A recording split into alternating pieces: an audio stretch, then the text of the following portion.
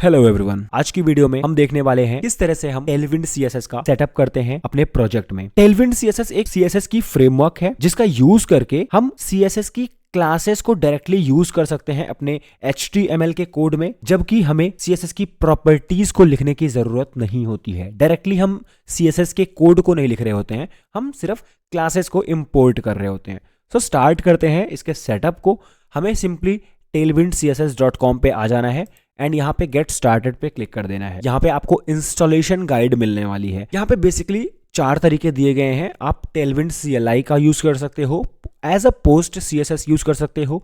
Frameworks guide भी दिए हुए हैं, अगर आपको कोई फ्रेमवर्क आती है, suppose Next.js, Laravel and other frameworks are available. And अगर आपको एज अ CDN सिर्फ प्ले करना है इसको, सो आप वो भी कर सकते हो। बट यहाँ पे इन्होंने मेंशन करा हुआ है कि ये सिर्फ डेवलपमेंट पर्पस के लिए डिजाइन किया गया है, ये प्रोडक्शन के लिए बेस्ट चॉइस नहीं है। सो हम यहाँ पे CDN का यूज नहीं करने वाले हैं, हम सिंपली यूज कर रहे होंगे टेलविंड CLI को और अपने प्रोजेक्ट में टेलविंड को इंक्लूड कर रहे होंगे। इसको यूज करने के लिए हम आते हैं अपने VS कोड पे और यहाँ पे मैंने एक एम्प्टी फोल्डर ओपन करके रखा हुआ है। सो अभी मैं क्या करूंगा, यहाँ पे हमें कंप्लीट गाइड दिया हुआ है कि किस तरह से आप इसे इनिशियलाइज कर रहे होगे, किस तरह से आप इसका कॉन्फ़िगरेशन कर रहे होगे। हम इसका कॉन्फ़िगरेशन स्टार्ट करें इससे पहले हमें पता होना चाहिए कि रिक्वायरमेंट क्या है। देखो, आपको बेसिकली 2 चीज की रिक्वायरमेंट होने वाली है। अगर आप CLI यूज करने वाले हो, आप कभी रिएक्ट पे काम कर रहे होगे, या फिर अगर आपको npm नोड मॉड्यूल्स का यूज करना है तो आप वहीं पे कर रहे होगे। सो सबसे पहले हम आके चेक करते हैं कि हमारे सिस्टम में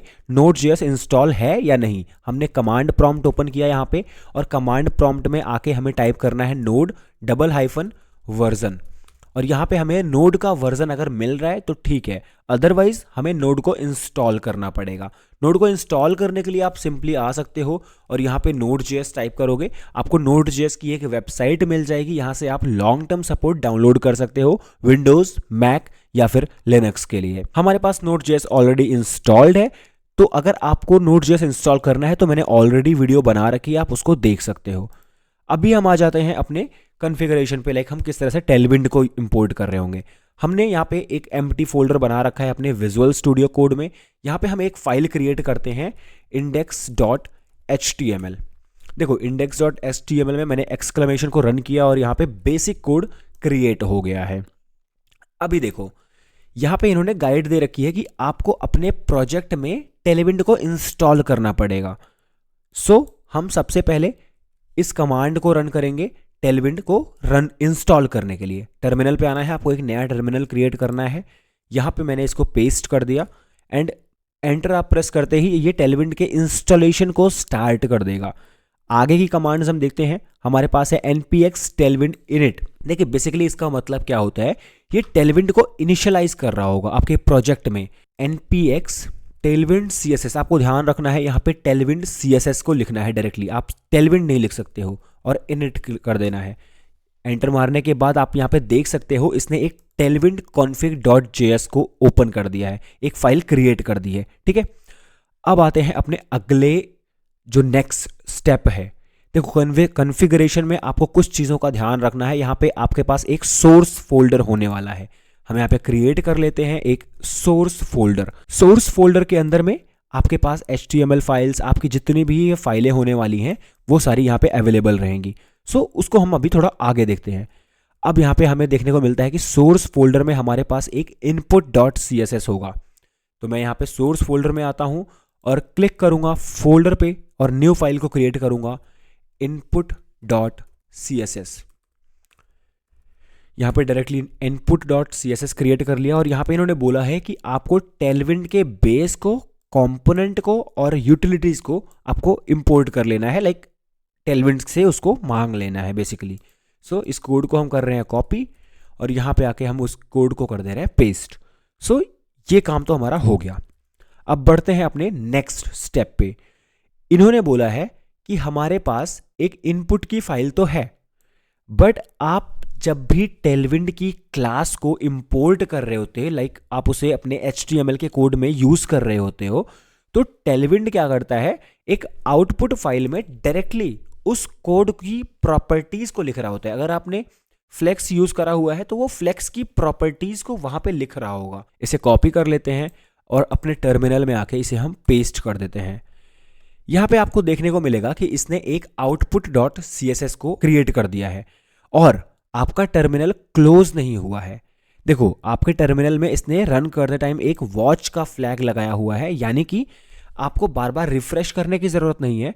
जब भी आप अपने कोड को सेव करोगे, डायरेक्टली उसे लाइव सर्वर पे रन कर देगा, मतलब आप उसे डायरेक्टली आउटपुट उसका देख सकते हो। आपको बार बार ये कमांड रन करने की जरूरत नहीं है, बिकॉज CSS में अगर आप वॉच पे नहीं लगाओगे, इसको वॉच का फ्लैग नहीं दोगे, तो आपको बार बार ये npx की कमांड को लगानी होगी।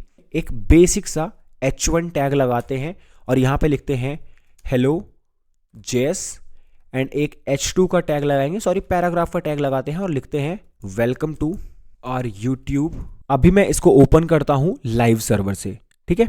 मैं यहाँ पे इस लाइव सर्वर के थ्रू इस कोड को मैंने रन कर दिया। आप यहाँ पे देख सकते हो आपको hello.js और welcome to our YouTube channel मिल गया है।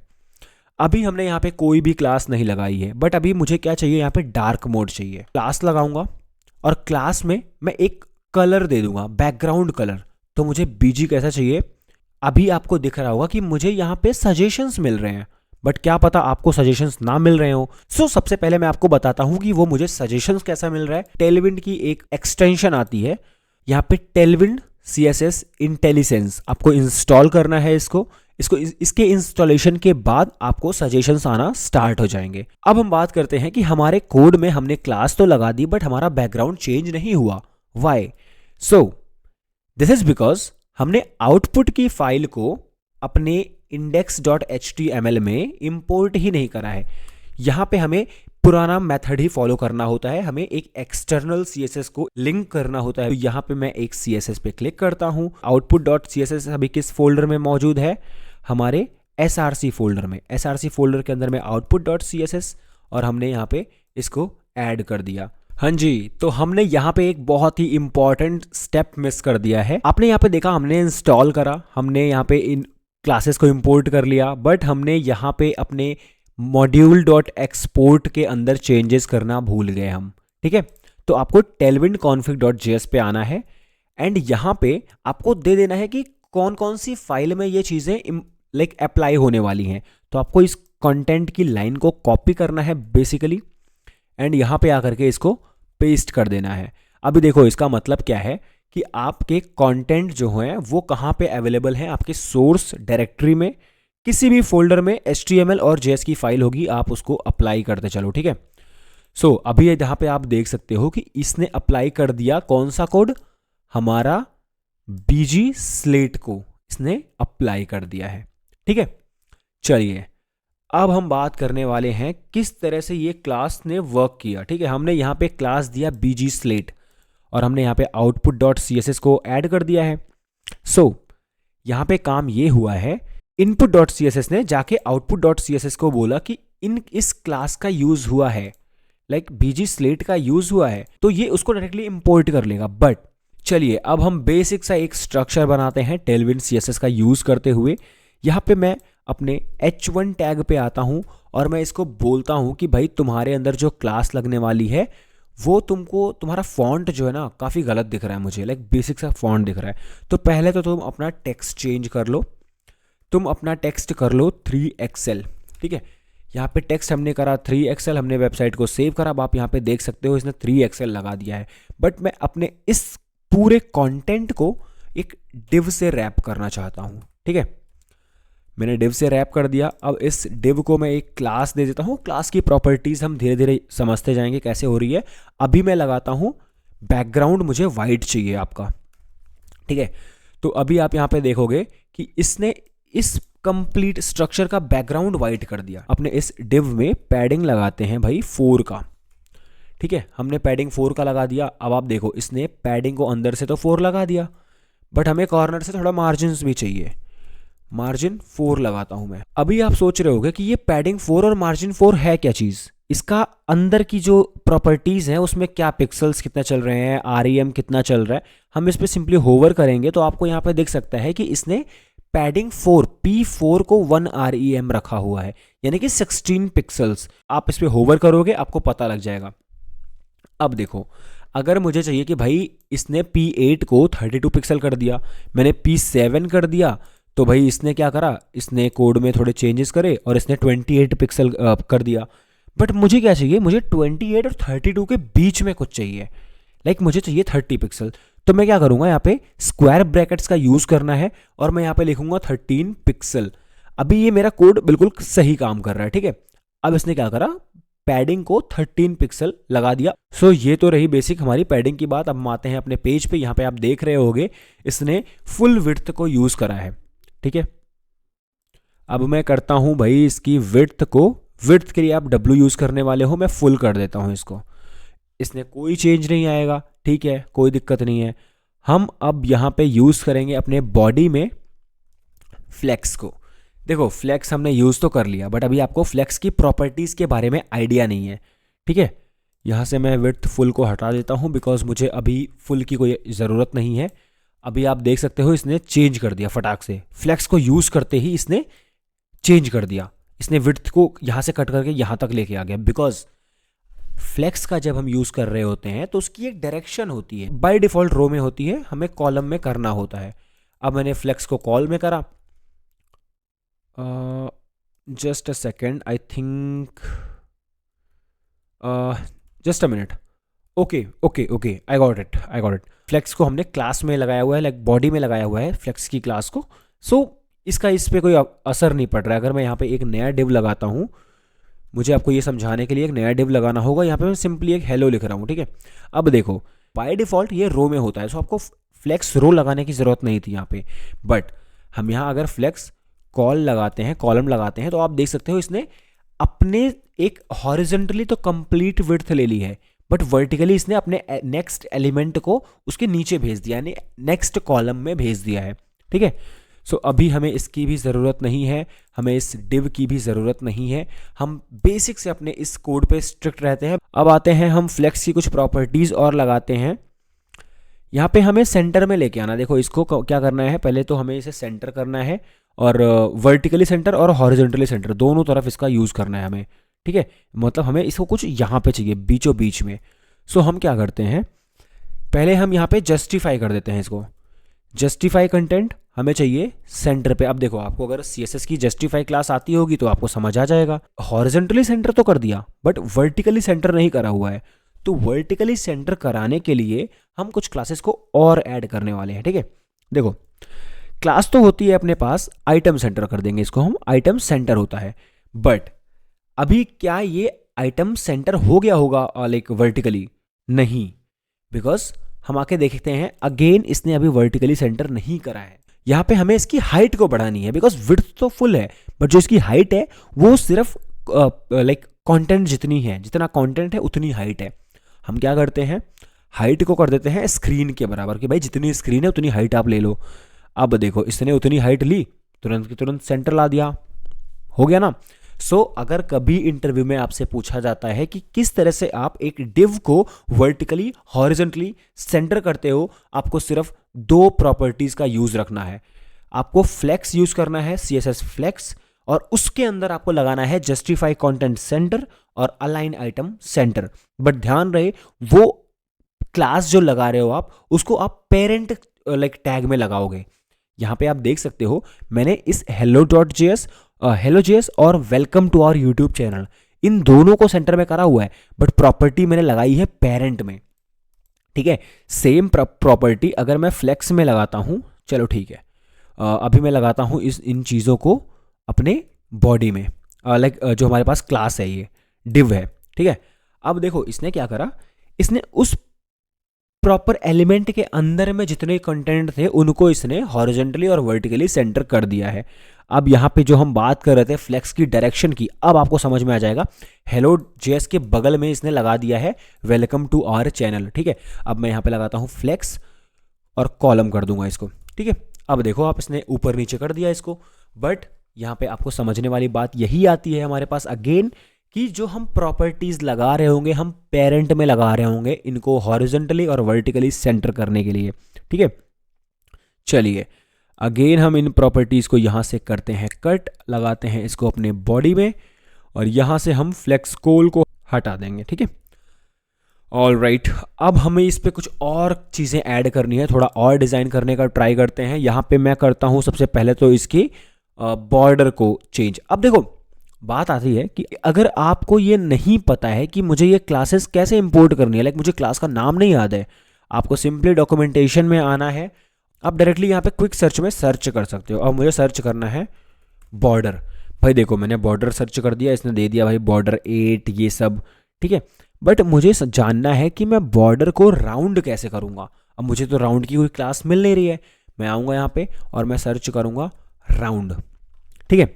अब देखो आपको मिल रहा है कि भाई हाँ, आउटपुट दिख रहा है मुझे कि भाई राउंड इतना, ये MD LG फुल ये सब आप धीरे धीरे सीख जाओगे जब आप यूज़ करते रहोगे। देखो अभी हम बात करने वाले हैं राउंडेड की, तो मैं बेसिक सा राउंडेड यूज़ करता हूँ, ठीक है।